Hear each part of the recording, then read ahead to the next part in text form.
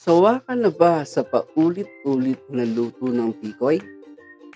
Yung prinito na may kasamang itlog? Well, hindi ka nag-iisa. Naging tradisyon na ng aming pamilya na bumili ng tikoy pag Chinese New Year.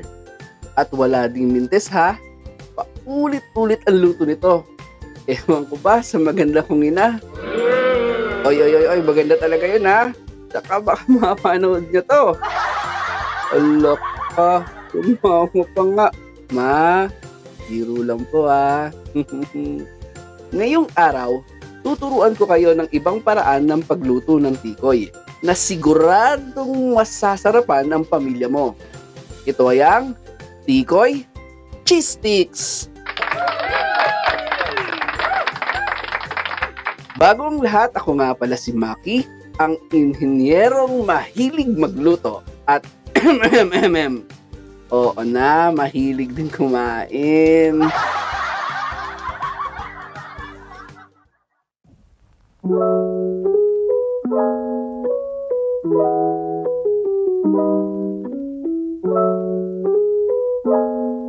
Pero bago tayo magsimula, sana mag-subscribe ka muna at i-hit ang notification bell para lagi kang updated pag may bago tayong recipe. At syempre, sobrang laking tulong na nga ito sa ating channel. Salamat!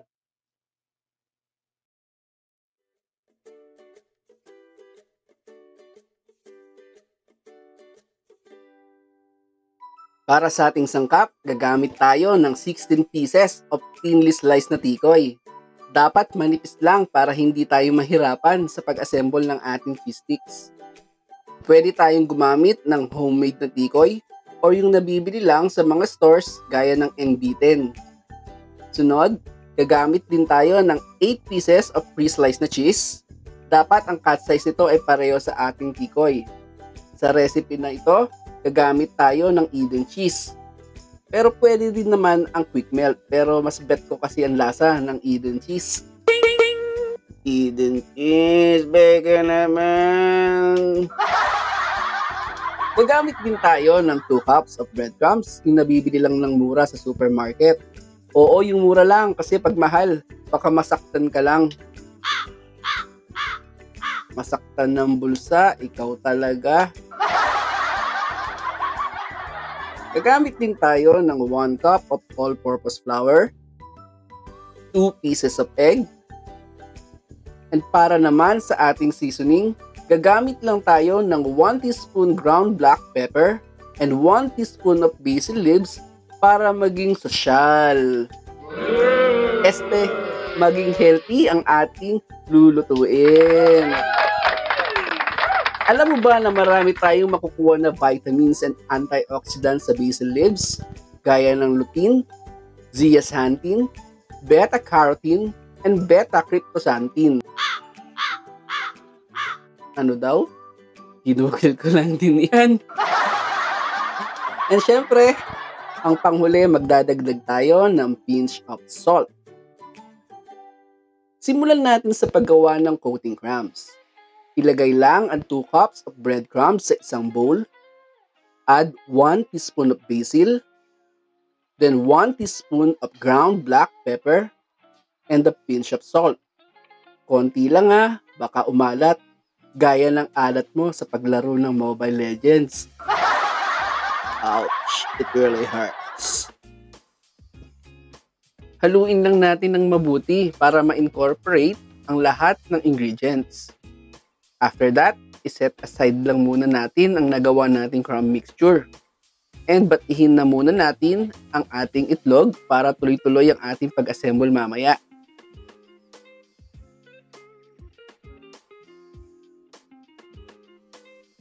Paghanda ng lahat, atin nang simulan ang pag-assemble ng ating tikoy cheese sticks.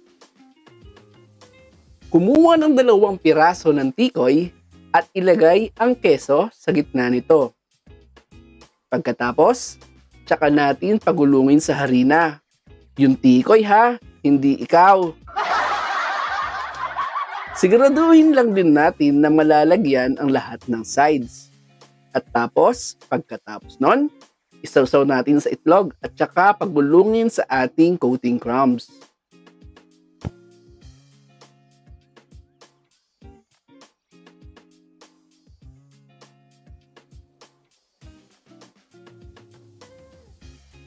Kailangan i-firmly press ang tikoy habang kino-coat sa crumbs para hindi ito humiwalay.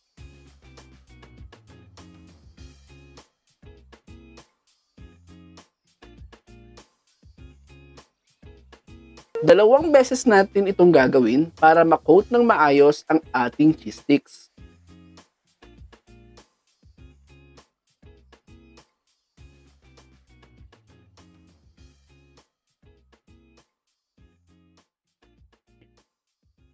Ang procedure na ito ay malagkit sa kamay. Gawa na rin ng itlog at harina. Suggest ko lang, maglagay tayo ng tubig at towel sa gilid para malinis natin ang ating kamay from time to time.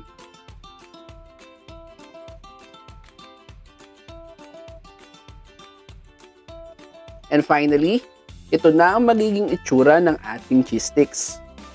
At this stage, pwede na nating i-deep fry or i-freeze ang ating cheese sticks. Kung i-freeze natin ito, siguro at least 30 minutes up to 4 hours. Ang dahilan kung bakit natin fini-freeze, para hindi agad ma-melt ang cheese pag atin itong di-deep fry. Especially kung quick melt ang ating gagamitin.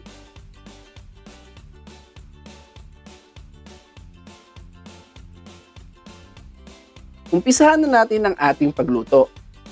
I-deep fry lang ang ating cheese sticks for 3 to 5 minutes hanggang sa mag-golden brown ito.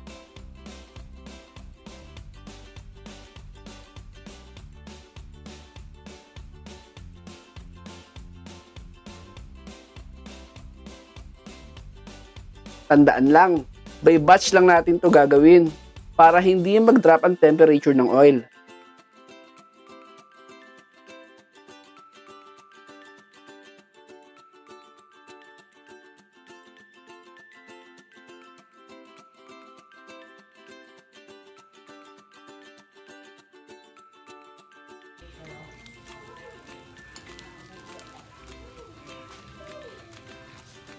Pwede tayo gumamit ng strainer or tissue para matanggal ang excess oil.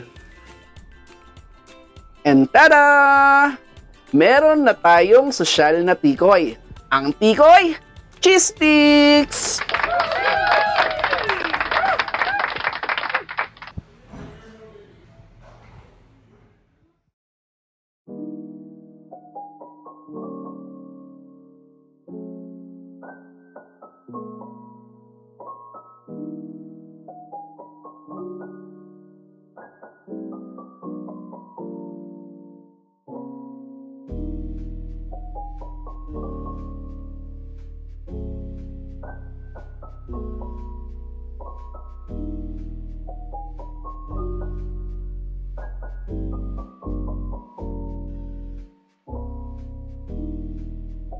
Kung nagustuhan mo ang ating recipe, paki-like, subscribe, and i-hit mo na din ang notification bell para updated ka sa tuwing mag-upload tayo ng bagong recipe.